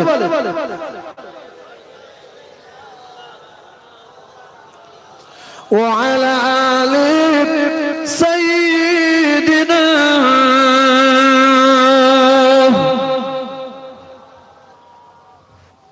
সাল্লাল্লাহু আলাইহি ওয়াসাল্লাম। তাহলে আমরা বাঁচবো কি করলে বাবু? নামাজ পড়লে বাঁচবো, আর নামাজ ছাড়লে মরবো। একটু কথা বলেন, নামাজ পড়লে বাঁচবো আর নামাজ ছাড়লে মরবো। কিরাম মরবো? অকাল মৃত্যু হবে। আল্লাহ তাআলা নামাজ পড়ার জন্য পাঠিয়েছে নাকি বলে? আল্লাহ কি জন্য পাঠিয়েছে? নামাজ পড়ার জন্য। ওমা খলাকতুল জিন্না ওয়াল ইনসা ইল্লা লিয়াবুদুন। আমি পাঠিয়েছি নামাজ পড়ার জন্য, ইবাদত করার জন্য, আমার দাসত্ব করার জন্য, গোলামি করার জন্য, চিটিংবাজি করার জন্য না। আমরা 100 ভিতরে 95 জন মুসলমান চিটিংবাজি করছি আল্লাহর সাথে। কথা ঠিক বলছি না ভুল বলছি? সব কমপ্লিট কথা দিয়ে এসেছিলাম। আর এই 5 জন, যে 5 জন ভালো আছি, যে 5 জন ভালো আছি, এই 5 জনের ভিতরে আবার 4 জন এরা নামাজ পড়ে, নামাজ হয় না। 95 জন তো পড়ে না, আর 5 জন নামাজ পড়ে, নামাজ হয় না। তাহলে কি করে? আজও বলছে সুবহানা রাব্বিয়াল আলা, সুবহানা রাব্বিয়াল আলা, সুবহানা রাব্বিয়াল। ওই নাম সুবহানা রাব্বিয়াল আছে? হ্যাঁ, তাহলে এটা যদি না সারি, সারবো কবে? আল্লাহ তো রেগে যাবে। 70 বছর বয়স হয়ে গেল, 100 জনের ভিতরে 5 জন নামাজ পড়ে, 4 জন দোয়া কুনুত জানে না। আল্লাহ এদের জন্য দুনিয়া রাখবে? যে তোরা কেন ভুগড়ুবাজি করতে আসছিস কেন? হ্যাঁ, বলছে আল্লাহুম্মা ইন্না নাস্তাইনুকা ওয়া নাস্তাগফিরুকা মিনুবিকা তাওয়াক্কালু নুজনি খায়র। মার বাড়ি বাড়ি ছোট গাই বাপ ছোট তো। হ্যাঁ, তুই 60 বছর নামাজ পড়ছিস, নুজনি খায়র বলছিস কি রে? তোর বাপের দোয়া কুনুত? আল্লাহুম্মা পাটি দাঁড়া দোয়া বলো কাকা, ইন্নী ওয়াজ্জাহতু হানিফা মুশরিকিন। তাহলে কিরম মারি দরকার বলে? এই কোরআন শরীফ পাঠিয়েছে কারোর বাপ না আল্লাহ? তাহলে কোরআন শরীফ পড়বো যেভাবে বলা সেভাবে না, আমার বাপের তৈরির মতো পড়বো? তাহলে মসজিদে গেলে নামাজ হবে না, আল্লাহর গজব হবে। ওই নামাজ বলবে আল্লাহ এর মাথায় বজ্রাঘাত ফেলো, এই আমার যেরকম কুচেছে এর মুখই আমি মারছি। ওই নামাজ নোংরা ময়লা কাপড় হয়ে আর মুখি মারবার বললো আল্লাহ এর মাথায় বজ্রাঘাত ফেলো, আমার যেরকম কুচেছে এর কুচে দাও।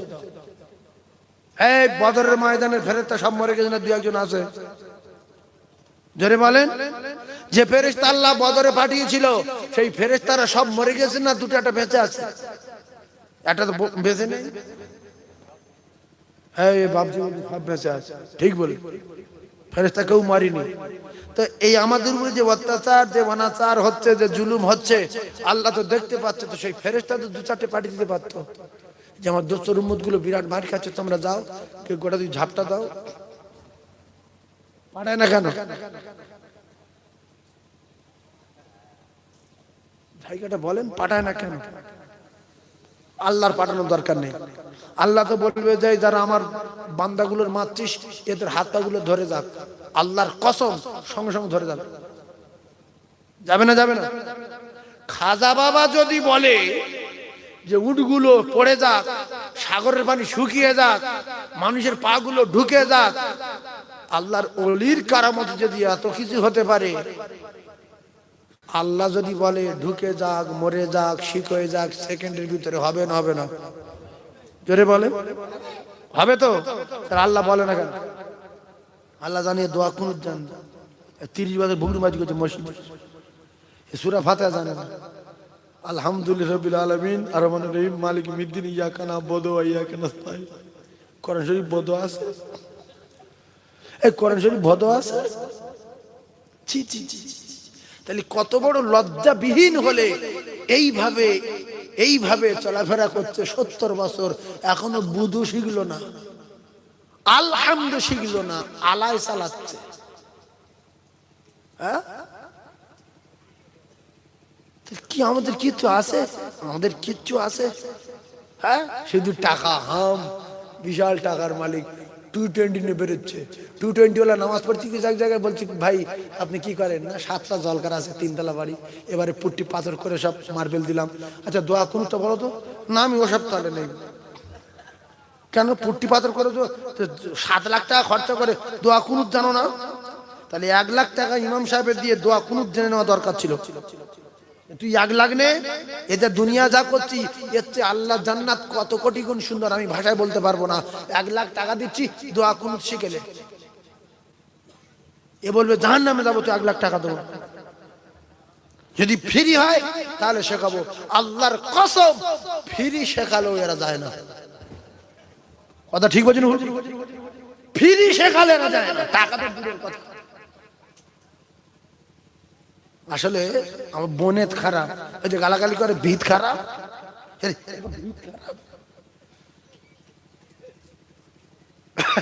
এই যে ভিত খারাপ কেন? শোনেন, আমরা রাসূলুল্লাহকে অস্বীকার করেছি, রাসূলুল্লাহকে অপমান করেছি। রাসূলুল্লাহ আল্লাহর কসম আমাদের তামাম মানবের শিক্ষক, ইন্নামা বুইস্তু মুআল্লিমান। আল্লাহ রাসূলকে আল্লাহ তামাম মানবের শিক্ষক হিসেবে পৃথিবীর জমিনে পাঠিয়েছেন, আর সেই শিক্ষককে আমরা অপমান করেছি। শিক্ষক বলেছিল যে তোমরা সর্বপ্রথম তোমাদের ছেলে মেয়েদের দিন শেখাও। এই শিক্ষকের যারা বিউজ্জতি করে, শিক্ষকের যারা অপমান করে, ওস্তাদের যারা বিউজ্জতি করে, অপমান করে, এদের সারা জীবন ঠকতে হবে, পচতে হবে, বিউজ্জতি হতে হবে। আমরা আমাদের ছেলেদের বলি না, বাবু ওস্তাদের ইট মারতে নেই, স্যারের ঢিল মারতে নেই, গালাগালি দিতে নেই, স্যার বদদোয়া করবে। আমার নবী বড় না স্কুলে স্যার বড়? কথা বলেন না কেন?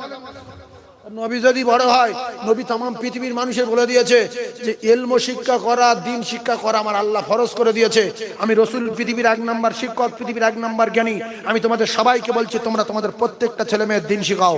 এই আমি যাদের বলছি যে এ জানে না, ও জানে না, 90 জন জানে না, 95 জন জানে না, আমাদের প্রত্যেকের মা বাপ যদি প্রথমে 1-2 বছর মাদ্রাসায় পড়াতো, কিংবা কোনো আরবি টিউশনি কোনো জায়গায় দিত, আমরা যেরকম বাংলা টিউশনি দেই, ইংলিশ টিউশনি দেই, হিন্দি টিউশনি দেই, অঙ্ক টিউশনি দেই, 10টা মিনিট করে আরবি টিউশনি দিতে পারতো যদি আমাদের বাম্মা যদি সঠিক রাসূলুল্লাহর তরিকা মানতো, 10টা মিনিট করে যদি 2 বছর পড়াতো, তাহলে আমাদের জীবনে আর কেউ বলতে পারতো না দোয়া কুনুত জানে না, সূরা ফাতিহা জানে না, সূরা ইখলাস জানে না, কুলু সূরা জানে না। হিম্মতের সঙ্গে সব জায়গায় গিয়ে সূরা ফাতিহা, সূরা ইখলাস পড়তাম, আর মদিনাল মুনাওয়ারায় গিয়ে রাসূলুল্লাহর রওজার পাশে বসে একটু কোরআন তেলাওয়াত করতাম। এই মুসলমানের বেটা 4তলা বাড়ি, হজ করতে গেছে মদিনায়, গিয়ে চুকের বসে আছে, সবাই কোরআন শরীফ পড়তে দেখছে। একজন হাজী সাহেব বলছে, হাজী মানে সবার সামনে কোরআন থাকে মদিনায়, সবার সামনে কোরআন থাকে, সব সামনে সামনে সব কোরআন শরীফ, কোটি কোটি কোরআন চারিদিকে ভর্তি, আর উপর থেকে নিচে পর্যন্ত সাজানো রয়েছে। দেখছে, পড়ে না হাজী সাহেব, কোরআন পড়ো। ওরা ভাবছে যে মানুষের বাচ্চা কি রে, কোথায় পেয়েছে? হ্যাঁ, কোরআন শরীফ পড়ে না কি? হ্যাঁ, রেগে যাবে না, যাবে না। আর মক্কা মদিনা যত লোক হজ করতে যায়, সবচেয়ে নাইজেরিয়ানদের রাগ বেশি, হাবশি দেশের লোক, হ্যাঁ মোবারক চোখ, আবার ঠেলে বুকের হাড় পাটা ভেঙে দেওয়া। এই যারা হাজি আছে জিজ্ঞেস করো, কাবায় ওরা সবার আগে, মদিনায় রিয়াজুল জান্নাতে ওরা সবাই আগে, ইন্না সাফা ওয়াল মারওয়া ওরা সবাই আগে, ওয়াত্তাখিযুল মাকাম ইব্রাহিম মুসাল্লা ওরা সবাই আগে, হাতিমের ভিতরে ওরা সবার আগে। আর হাজির আসাদ চুমা দিতে যাবে, আমরা তো 2 ঘন্টা 2.5 ঘন্টা ধরে ঝুল মারি, 7 দিন 8 দিন ধরে ঝুল মারি, কখন ফাঁক পাবো, আর ওরা টিম লাভলো, এইভাবে যাবে সোজা চচক ভেঙে কুচে কি হচ্ছে না হচ্ছে দেখার দরকার নেই, সোজা আগে পাথরকে মুখ দেবে। আর আমরা ইন্ডিয়ার চুটকে চাটকে হাজি সাহেব যারা আছি, অনেকে ওদের মানে মানে সঙ্গী হতে চাই, তো কথা বলতে পারি না, তো ওদের গায়ে হাত দিয়ে বলি, ও ঘুরে বাঘের মতো ঘুরবে। আর তখন বলতে হবে, তাহলে ও বুঝতে পারে না পারেনি যে আমার পিঠের চালে হাত মেরে বলছে, মানে কি বলছি বলেন, হ্যাঁ ওই পাথরে চুমো খাবো, তুমি তো ষাঁড়ের মতো যাচ্ছ, সে তো বলতে পারি না, বুঝতে পারছো না? এরকম করে ও যাই ঘুরলো, ও বুঝতে পেরেছে, ও তখন কি করবে জানেন, মানে তুই আমার পিছনে আয়, আমি ঠেলে যাচ্ছি, তুই এবার চলে আয়। এইবারে ও যখন হাজরা আসাদে মুখ দিল, কারোর বাধা মানবে না, ঘাড় একটা মোটা, এই নাইজেরিয়ার লোকে কারোর বাধা মানবে না। ও যখন সোজা গিয়ে মাথা ঢুকিয়ে দিল, আমি তো পিছনে ওই 1 বিঘত দূরে আছি, ও যদি আমার সহযোগিতা না করে তাহলে আমার কোন ক্রমে ক্ষমতা হবে না যে ওতে মুখ লাগাই, ওই 1 বিঘত দূর থেকে ফিরে চলে আসতে এক ধাক্কা বাইরে বার করতে হবে। তো এবার ও যখন মুখ ঢুকিয়ে দিয়েছে, আল্লাহু আকবার আল্লাহু আকবার, ঝাড়া মারছে ভিতরে মুখ দিয়ে, বুঝলেন? এবার আমার তখন কি করতে হবে, ফেরের গায়ে হাত মারতে হবে, যদি ভুলে যায় ও আবেগে পড়ে, ও তখন বুঝতে পারলে আমার পিছনে সেই দুর্বল, ও তখন এরকম পাগল হতে ঠেলে খাবার ধাপ ধরে ঠেলে রাখবে আর বলবে চলে আয়, এর মধ্যে চলে আয়। এবার ঢুকেলো, সামনে আটকেলে এরকম ঠেলে লেখাইলে চুমো খাইলে। আল্লাহ আমার দুবার মদিনাল মুনাওয়ারা মক্কাতুল মুআজ্জামা নিয়ে গেছে, আমি জান ভরে চুমো খেয়েছি, জান ভরে কাবা তওয়াফ করেছি। আমার কলিজার টুকরা ভাই রাসূলুল্লাহ বলেছেন, বিশ্বাস করেন যে যারা আমার রওজায় এসে আমাকে সালাম দেয়, কোরআন তেলাওয়াত করে, আমি রাসূলুল্লাহ ওদের গলার আওয়াজগুলো নিজে কানে শুনতে পাই। জোরে বলবেন না? তাহলে আমি এত বড় জমিদারের বাচ্চা, স্করপিও চাপি, কোরআন শরীফ জানি না, হজে গেছি, কি লজ্জা। হাজী সাহেবরা বলছে, হাজী, তাহলে হজে যাওয়ার আগে একটা আলেমের 500 টাকা দিতে পারোনি, দিয়ে তার কাছে বলতে পারোনি, বাপ আমার কোরআন শরীফ শিখে দে, তোর 500 টাকা দিচ্ছি, ফের তোর বিদায় করছি, ও কোরআন শরীফ শিখে দেবে না দেবে না? হ্যাঁ জোরে বলেন, দেবে না দেবে না? 500 টাকা বেতন পায়, ও যদি আরো 500 টাকা 5 জনের কাছে পায়, তাহলে ওর কোরআন শরীফ আপনার, আপনি সাইকেল চালিয়ে যাবেন আর এ আপনার পেছনে পেছনে ছুটে ছুটে শিখাবে, ছুটে ছুটে গিয়ে শিখাবে। যেহেতু 3,500 টাকা বেতন, আরো যদি 3,000 টাকা 6,000 টাকা হয়ে যাবে, কি খুশি ইমাম। কিন্তু কোরআনকে আমরা ঘৃণা করি, কোরআন নোংরা কিতাব মুসলমানের কাছে, তাই আমাদের যা মার হচ্ছে, এর চেয়ে আরো মার বাকি আছে। আমাদের এখন প্রত্যেকের পিঠ শিশির করছে, এই জন্য মসজিদে যায় না। যাদের পিঠ শিশির করে এরা মসজিদ যায় না। জানলে এত নামাজ কাজা করছি, ফের আপনার রাতে শুচ্ছি, আপনার দিনে চলছি, আপনার নিয়ামত খাচ্ছি, তবু আপনি আমাদের গজব দেন না কেন? গজব দেন না কেন? আল্লাহ বলছে, তোর বাপ যা ভালোবাসে তার চেয়ে কোটি কোটি কোটি কোটি গুণ আমি তোদের ভালোবাসি বলে তাই তোদের বাঁচিয়ে রেখেছি অনেক দিন। তাহলে আমি এমন ক্ষমতার মালিক, মর বলবো মরে যাবি, জবান বন্ধ হওয়া বলবো হয়ে যাবে, অন্ধ হওয়া বলবো অন্ধ হয়ে যাবি। অনেক শখ করে ফি আহসান তাকবীম, অতি সুন্দর করে তোদেরকে আমি তৈরি করেছি। এই কিছুদিন দেখছি বান্দা করে কি, কিছুদিন দেখছি, কিন্তু মর বলি তো মরে যাবে। মরবে না, মরবে না।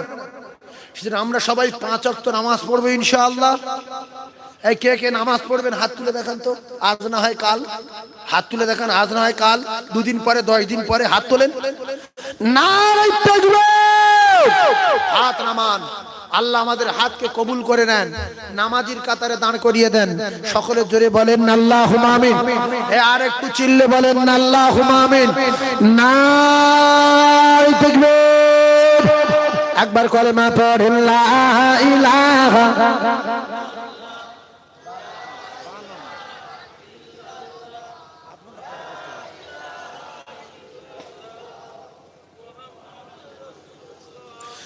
আরো জোরে জোরে বলেন লা ইলাহা, লা ইলাহা, লা ইলাহা ইল্লাল্লাহু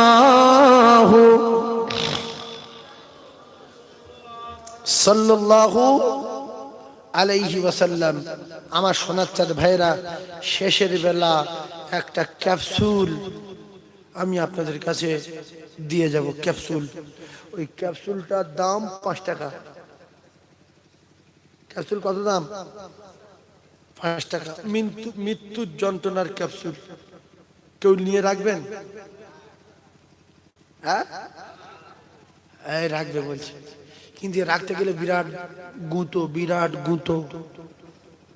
এর দাম সূরা ইয়াসিন। এর নাম কি? মৃত্যুর যন্ত্রণার ক্যাপসুল, 5 টাকা দাম। এখন মনে হচ্ছে 7 টাকা 8 টাকা হয়ে গেছে। ছোট্ট চটি ইয়াসিন পাওয়া যায়। 10 টাকা হয়েছে না? 10 টাকা হয়েছে। এই জন্য এটাকেও ব্যবহার করে না। 10 টাকা দিয়ে মৃত্যুর যন্ত্রণার ক্যাপসুল ব্যবহার করবো? মৃত্যুর যন্ত্রণা 10 টাকা নেবে, হতে সেই টাকা বিড়ি খাবো। খেয়ে নাও। এ জানে তো কবরে, কবরে আমার কোন লাইন নেই, বিড়ি খেয়ে মরি। কবরে যাই ফেরেশতারা তুলবে, এই তোর রবকে, এ বলবে এই বিড়ি দে, বলে মুকুলিয়া ফেটি দিয়ে। হ্যাঁ, ভাইরা আমার, রাসূলুল্লাহর কথা জানিয়ে দিয়ে যাই। আল্লাহ রাসূল বললেন, আওয়ালাদিন সালিহিন ইয়াদউ লাহু, তোমরা কবরে যাওয়ার আগে আগে, কবরে যাওয়ার আগে আগে ভালো ছেলে তৈরি করে রেখে যাও। আমি রাসূলুল্লাহ জানিয়ে দিলাম সাদকায়ে জারিয়া হবে। আর এই ছেলের আল্লাহ পাক দোয়ার জন্য বলে, রব্বির হামহুমা কামা রাব্বায়ানি সগীরা। এই সন্তান যখন দোয়া করবে, আমার আল্লাহ পাক জানিয়ে দিলেন, ওই সন্তানের ওসিলা করে আমার আল্লাহ পাক তার মা বাপের কবরে আযাব নাজাত দিয়ে দেবে। জোরে বলুন, আদি জোরে বলুন, নারায়ে তাকবীর। তাহলে আমরা যারা মাথার ঘাম পায়ে ফেলে, রাতে ঘুম হারাম করে, জল করে ডিউটি দিয়ে, গাড়ির খালাসি করে, মাঠে চাষ করে, জল করে টোমে থেকে ব্যবসা করে ছেলে রেখে যাচ্ছি, কেউ চোর, কেউ মদখোর, কেউ তাড়িখোর, কেউ সুদখোর, এদের দ্বারাই লাভ হবে বলে মনে হয়? তাহলে এদের দ্বারা যদি লাভ না হয়, সবকটা যদি বিয়ারা হয়, আপনার যদি এদের দিয়ে ভরসা না হয়, তাহলে 1 বিঘা জমি নিয়ে মাদ্রাসার নামে লিখে দেন, লাইন ক্লিয়ার, আল্লাহর কসম। নাই মসজিদের নামে লিখে দেন যে তোদের দিয়ে কোনো বিশ্বাস নেই, আর এই 5-6 বিঘা জমি তোদের জন্য রেখে দিও, লাভ নেই। কারণ কিয়ামতের দিন তোরা তোমার চিনতে পারবি না। আমার বলি মিথ্যাবাদী, সরে দাও, তুমি আমার বাপ না। আর তোদের যা অবস্থা, আমার জন্য দোয়া তো কেউ করবি না, আর তোর কিছু জানিসও না। সুতরাং 1 বিঘা মসজিদে লিখে দেই, সাদকায়ে জারিয়া হোক, কবরটা আলো হবে, প্রত্যেকদিন সওয়াব যাবে, আমার লাইন আমি করে বেরিয়ে যাব। দুটা বগলির বংশ আছে যে না জাহান্নামে যাই যাবো, জমি বিক্রি করা যাবে, আছে না নাই? হ্যাঁ, বকিল জাহান্নামী। বকিল কোথায় যাবে? জাহান্নাম। সখী হাবিবুল্লাহ রাসূল বলছে আমার আল্লাহর দোস্ত হয়ে যাবে। জোরে বলুন সুবহানাল্লাহ। তাহলে যন্ত্রণার ক্যাপসুলটা ব্যবহার করার পদ্ধতি হলো, আল্লাহ রাসূল দিন ও দুনিয়ার বাদশা জানিয়েছেন, পৃথিবীর কোন মানুষ এমন কি আজরাইল পর্যন্ত মউতের আযাব থেকে নাজাত পাবে না। আজরাইল পাবে, জান কবজা করে এত জোর চিল্লে মারবে, চিল্লে উঠবে, বলবে যে আল্লাহ এত যন্ত্রণা, এত কষ্ট, এত আযাব আমি যদি জানতাম তাহলে জান কবজা করার দায়িত্ব আমি নিতাম। কথা বুঝে আসি? ভাইরা আমার, বাবাদিরা, সোনার চাঁদেরা, বোঝার চেষ্টা করুন। আমি আপনাদেরকে বলতে চাই, যদি কোনো মানুষ মৃত্যু শয্যায় শায়িত হয়ে যায়, মৃত্যুর যন্ত্রণায় প্রচন্ড কষ্ট পায়, আমি রাসূলুল্লাহ জানিয়ে দিলাম ওই ব্যক্তি মৃত্যুর যন্ত্রণায় চোখ বেরিয়ে গেছে, ওই ব্যক্তি মৃত্যুর যন্ত্রণায় জিভ বেরিয়ে গেছে, আমি রাসূলুল্লাহ জানিয়ে দিলাম ওই ব্যক্তি খিঁচে গেছে, আমি আল্লাহ নবী জানিয়ে দিলাম ওই সময় যদি সূরা ইয়াসিন পড়ে আর ওই ব্যক্তির গায়ে ফুঁক দেওয়া যায়, মৃত্যুর জ্বালা যন্ত্রণা 70 ভাগ দূরে সরে গিয়ে বাড়িয়ে যাওয়া চোখ স্বাভাবিক হয়ে যাবে, আপনার খিঁচে যাওয়া হাত পা স্বাভাবিক হয়ে যাবে। ও মুসলমানের ছেলেরা, বাড়িয়ে যাওয়া জীব স্বাভাবিক হয়ে যাবে। আল্লাহ রাসূল জানিয়ে দিলেন মৃত্যুর জ্বালা যন্ত্রণা 70 ভাগ দূরে সরে যাবে। জোরে বলো।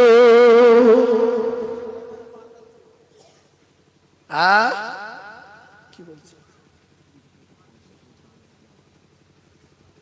তাহলে মৌত দিয়ে শুরু করলাম, মৌত চলছে, বাচ্চা ছেলেটা মরে গেল। প্রথমে বলছিলাম মৌতের কথা, তিনটে জিনিস ছিনিয়ে নেবে। কটা জিনিস? কি কি বলবেন না আপনারা?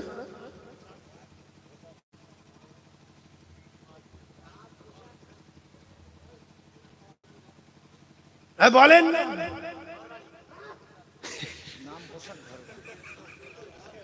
ঠিক বলেছে। প্রথমে নাম ছিনিয়ে নিচ্ছে, তারপরে পোশাক ছিনিয়ে নিচ্ছে, তারপরে বিল্ডিং ছিনিয়ে নিচ্ছে, ছিনিয়ে নেবে। তাহলে এগুলো যদি ছিনিয়ে নেবে, এর চেয়ে বড় ঘর বাড়ি আর পাওয়া যাবে না? যাবে না? আরে বলে আপনাকে জান্নাত দেওয়া হবে 100 তালা। কতলা? একটা একটা তালা উঁচু, জমিন থেকে নিয়ে আসমান পর্যন্ত 1 তালা। সুবহানাল্লাহ বলবেন না? জমিন থেকে নিয়ে আসমান পর্যন্ত 1 তালা। জান্নাত মোট কতলা দেবে আপনার? 100 তালা। 7 তবক আসমান 7 তালা, উপরে বাকি আছে কতলা? 93 তালা। তাহলে কোথায়? একটা একটা দরজা চওড়া হবে 100 বছরের রাস্তা। একটা একটা দরজা চওড়া হবে কতদিনের রাস্তা? 100 বছর। এই লম্বায় 100 দরজা থাকবে। এই দরজা থেকে এই চৌকাঠের খানা পর্যন্ত যেতে গেলে 100 বছর লাগবে, ঘোড়ার উপরে সাওয়ার হয়। কিছু মানুষ বিশ্বাস করে না, তাও যদি আকার এত তাদের আল্লাহর কথা। তো মালঞ্চে গিয়ে বলছে এত লোক রাত্রি সবার কথা, 70 টাকা বাড়ি যাবে। এই ছোঁয়ার ঝেড়া জায়গা আছে না নাই? হ্যাঁ বলছে ট্রেনের চাকা লিক। কেন লিক? ঠকঠক করছে। আরে পাগলা, লিক না, ওইভাবে লোহা দিয়ে তৈরি করা আছে, অ্যাঙ্গেল আছে, ও বিদ্যুৎ গতিতে বেরিয়ে যাবে, স্লিপ হবে না, পড়বে না। সেরকম ইঞ্জিনিয়ার আছে না নাই? আপনার যারা আরাফার ময়দানে গিয়েছেন, ওইটা কিয়ামতের মাঠ হবে। আরাফার ময়দান কিয়ামতের মাঠ। তাহলে নসিব কত ভালো, দুনিয়ায় বেঁচে থাকতে থাকতে কিয়ামতের মাঠ থেকে ঘুরে যাচ্ছে, পজিশনটা দেখে এসছে, কোথায় উঠবো না উঠবো। আমাদের প্রত্যেকের যাওয়ার আশা আছে না নাই? আল্লাহ আমাদের প্রত্যেককে কবুল করেন, জোরে বলেন আমিন। তাহলে আমরা সবাই কবরে যাবো তো ইনশাআল্লাহ, নাকি বলেন? একা যাবো না দুজন যাবো? খুব মারবি, একা করে যাবো, দাঁড়াত থাম না, গুলো করে দেবো তুমি একা গেলে। আমি কেন একা করে যাব? আমি কেন একা করে যাব? নবীর কলেমা মোর সঙ্গের সাথী, নামাজ হবে মোর গোড়ের পাতি, রোজা হবে মোর মাথার সাথী। আমি তাদের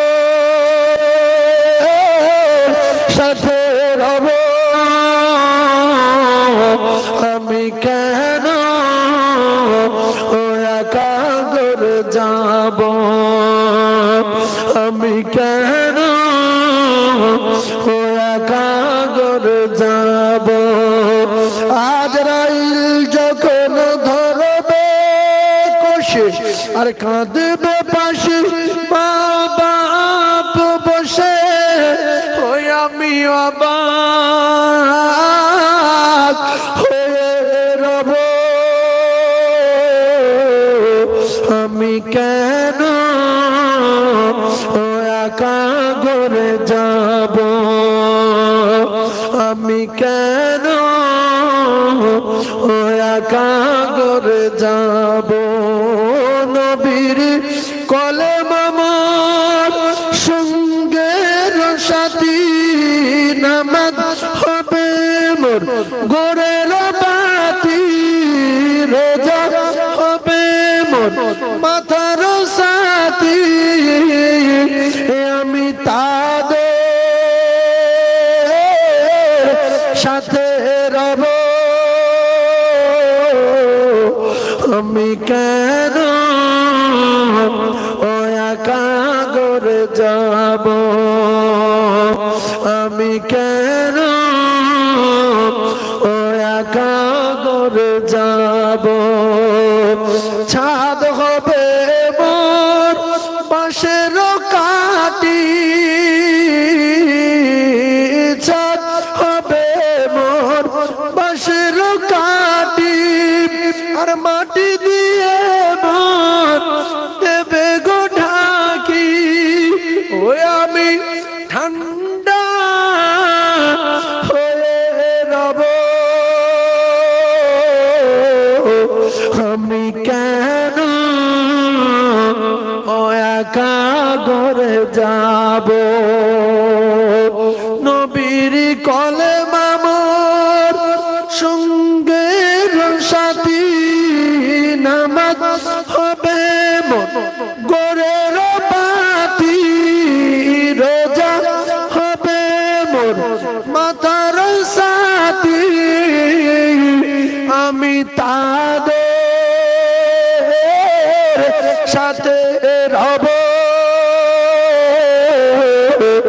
আমি কেন একা করে যাব, আমি কেন একা গড়ে যাব। আমি যে মুখে বলি বাপ মুসলমান কোরআন জানে না, 100-র ভিতরে 95 জন শোনা, তাইতে করে জমি দিয়ে জায়গা দিয়ে দোকান বিক্রি করে দিয়ে বিরাট বড় একটা মাদ্রাসা করে, এই কয়েকদিন হয়েছে 40-50 জনের মতো কোরআন শরীফ ধরানো হয়েছে। তাতে 80 বছরের বুড়ো আছে, 70 বছরের বুড়ো আছে, 75-এর বুড়ো আছে, 85 বছরের বুড়ো আছে। জীবনে একটা কাজ করে যায়, দেখে আসবে যে সাইফুল্লাহ সাহেব কি করেছে। সমাজ শেষ হয়ে গেছে, কিচ্ছু নেই আর। সেজন্য আমি আপনাদের নিয়ে একটু দোয়া করব, আল্লাহ যেন আমাদের 5 ওয়াক্ত নামাজ পড়বার মতো তৌফিক দেয়। কোরআন না শিখে আমরা যেন আল্লাহ যেন আমাদের মউত না দেন। সকলে একটু দোয়াতে শরীক হবেন। বাবু এই কোচে এই বস না, একটু দোয়া করবো, তোদের দোয়া কবুল হয়। বস 1 মিনিট বস, হ্যাঁ বস, একটু দোয়া কর। তো জোয়ান ছেলে তোদের একবার হাত তোলা বুড়ো 70টা হাত তোলা সময়, বস তোরা বস বস। তাহলে দোয়া করব আল্লাহ যেন আমাদের 5 ওয়াক্ত নামাজ পড়বার মতো তৌফিক দেন। তবে আপনারা যদি নিয়ত করে নেন যে আল্লাহ আমার তো বয়স 80 বছর, আমি নিয়ত করেছি হাফেজ না হয়ে মরবো না বলে, যদি কোনো হুজুরের কাছে কায়দা শিখতে শিখতে মারা যান, কেতাবে লেখা আছে আল্লাহ পাক কবরে ফেরেশতা দিয়ে ওর হাফেজ করিয়ে হাফেজদের কাতারে তুলবে। কারণ ওই তলাবা যখন মরে যাবে তো কবরে আযাব হবে না, শহীদ হয়ে গেছে। যে বুড়ো তালবে ইলমের খাতায় নাম লেখাবে ও যদি মরে যায় শহীদ হবে। আর মাওলানা নিয়ত করে যদি পড়তে পড়তে মরে যায় মাওলানা করে তুলবে, হাফেজ হওয়ার নিয়তে যদি পড়তে পড়তে মরে যায় হাফেজ করে তুলবে। সেই জন্য যারা কোরআন শরীফ জানেন না আজও নিয়ত করে ইমাম সাহেবের কাছে ভর্তি হয়ে যান যে হুজুর আপনার কাছে আমি কোরআন শরীফ শিখে মরতে চাই, হাফেজ হয়ে মরতে চাই, আলেম হয়ে মরতে চাই। কিংবা একটা মক্তবে একটা মাদ্রাসায় ভর্তি হয়ে যান, 15 দিনে 1 বার যাবেন, মাসে 2 বার যাবেন, মাসে 4 বার যাবেন, মাসে 5 বার যাবেন, গিয়ে 1-2 অক্ষর পড়বেন, আলিফ বলে চলে আসবেন, বা বলে চলে আসবেন। এরকম করতে করতে আপনার যদি মউত হয়, আপনি শাহাদাতের মউত নসিব হবে, আপনার শাহাদাতের মৃত্যু বরণ করবেন। সেজন্য লাইন খুব ক্লিয়ার, আমরা ধরতে পারি না, লাইন খুব ক্লিয়ার, আমরা ধরতে পারি না। সেজন্য আল্লাহ পাক আমাদের প্রত্যেকের কোরআন শেখার পরে তবে মউত দান, বলেন আমিন। 5 ওয়াক্ত নামাজ আমাদের জামাতে আদায় করবার মতো তৌফিক দান, বলেন আমিন, আল্লাহুম্মা আমিন। আয় আল্লাহ মিনাখা এলাকা দক্ষিণ মিনাঘাট আল্লাহ আপনার পাগলেরা মা বোনেরা বেটিরা সবাই মিলে কি সুন্দর মাহফিলের আয়োজন করেছে। আয় রাব্বাল আলামিন,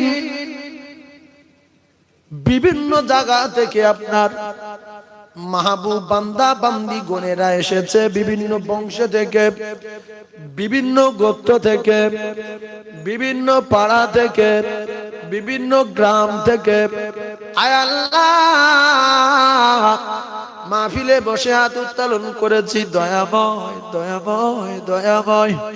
বহু আলেম ওলামা রয়েছে মাহফিলে, অনেক হাফেজে কোরআন রয়েছে মাহফিলে, অনেক মুরব্বিয়ানে কেরাম রয়েছে মাহফিলে, অনেক আপনার হাজী বান্দা রয়েছে মাহফিলে, যুবক সোনামানিকা রয়েছে মাহফিলে, বেগুনা মাসুম কচি কাঁচা রয়েছে মাহফিলে।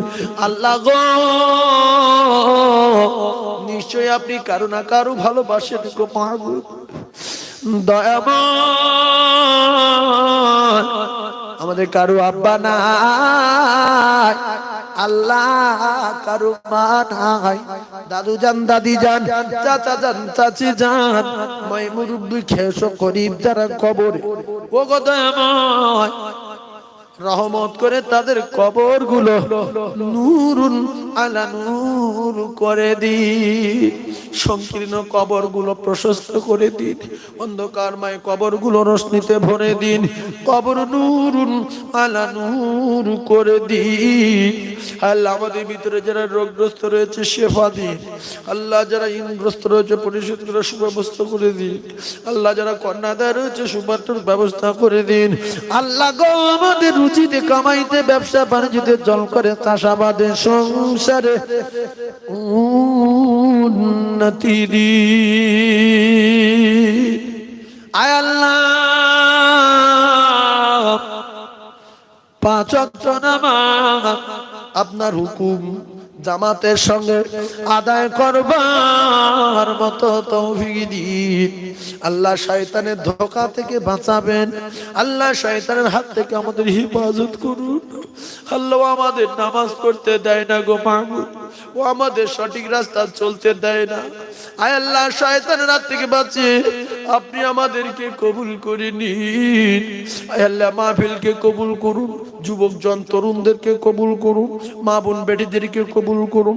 এ গ্রামে ডাইনে বামে পিছনে সামনে যত কবরস্থান আছে সমস্ত কবরবাসীদের পাকে পৌঁছে দিন। আখেরি দাবি দোয়া চাই, মৌতের সময় আমাদের সবাকার সকলের পবিত্র ঈমানি কালেমা যেন নসিব হয়। লা ইলাহা ইল্লাল্লাহ, লা ইলাহা, লা ইলাহা ইল্লাল্লাহ মুহাম্মাদুর রাসূলুল্লাহ।